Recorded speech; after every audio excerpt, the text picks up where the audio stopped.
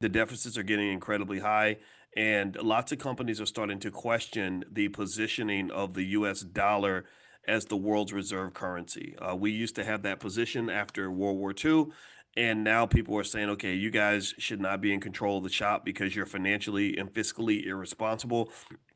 So, and then also your president sucks. A lot of the world doesn't like Trump. Let's just be honest about that. I don't. I told you what my position is. I don't care that much because I don't want the politics to guide my decision making. However, I get it when people say, "I that guy, I don't like that guy." I'm like, yeah, I kind of understand. So anyway, what I was thinking is in terms of preparing for this, and people sort of not wanting the U.S. dollar to be the world's reserve currency and stuff like that, is I said, maybe this is the time to stack up on some gold, not because the dollar is going to collapse tomorrow. I don't believe in those conspiracy theories and panic buying. I don't think that's required here. I think just sort of prudently positioning your portfolio so that as the more bad news comes out about the dollar and also with inflation, that you'd kind of be ready for that. Because I just don't see any hope for the national debt. I really thought at the very least that the Republicans were going to be the ones that would come in and try to push for some fiscal discipline. And Trump, his big beautiful bill is actually spending more money than the Democrats did. So it's kind of crazy. It's like, okay, nobody cares about the debt or the deficit or any of that. It's insane. And so another thing about gold is that gold helps during a recession. I told you all that I think that we're probably in a recession now. Student loan payments are slowing down. There's a lot more defaulting. Also, buy now, pay later apps. They're starting to find that people are starting to default on that.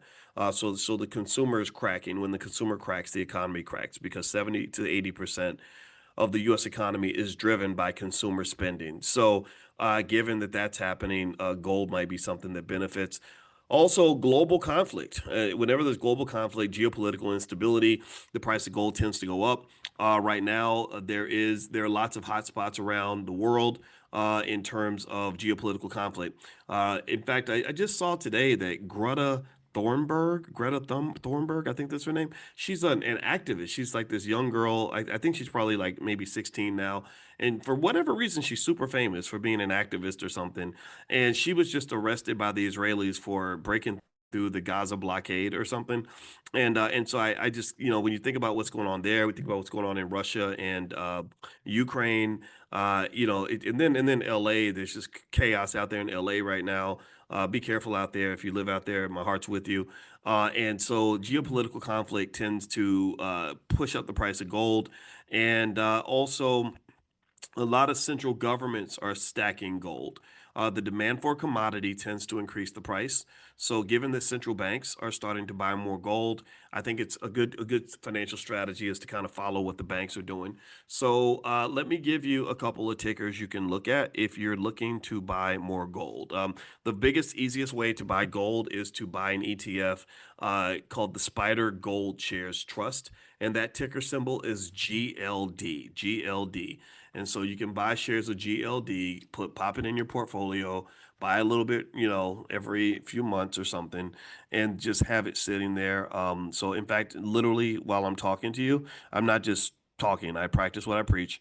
So I'm actually literally buying more gold for my portfolio right now. The price of GLD is $306 per share. On most apps, you can buy fractional shares. So you don't have to buy a whole share.